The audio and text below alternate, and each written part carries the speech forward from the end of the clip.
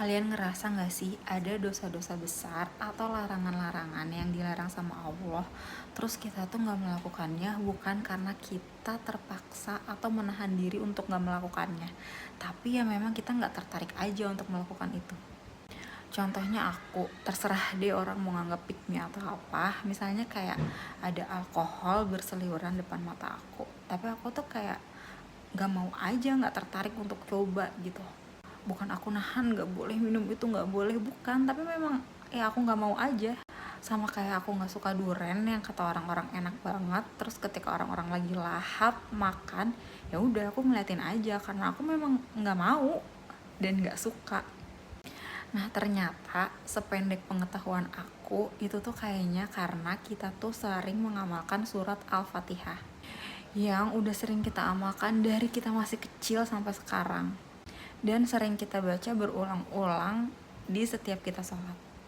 Dalam surat Al-Fatihah ada penggalan ayat yang bunyinya ihdinas siratal mustaqim, yang artinya tunjukkanlah kami ke jalan yang lurus.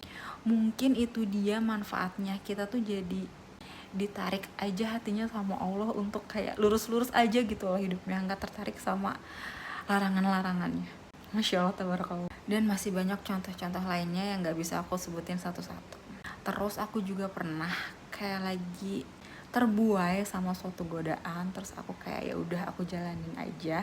Aku jalanin bukan karena aku nggak tahu, tapi sebenarnya aku tahu, tapi aku jalanin aja dengan dalih ya udah nggak apa-apa deh, semua orang juga punya dosa kok, mungkin ini dosa versi aku. Wah kacau banget. Pas aku lagi enjoy menjalankannya, tiba-tiba aku tuh kayak dikasih kenyataan-kenyataan untuk melepaskan apa yang lagi aku jalanin itu, melepaskan apa larangan yang lagi aku jalanin itu gitu loh. Sampai akhirnya aku lepasin hal itu, dan aku melepaskannya pun bukan karena terpaksa, bukan aku mengusahakan untuk melepaskan itu, tapi tiba-tiba dibuat kayak ilfeel aja gitu, kayak gak mau lagi melakukan hal itu gitu loh.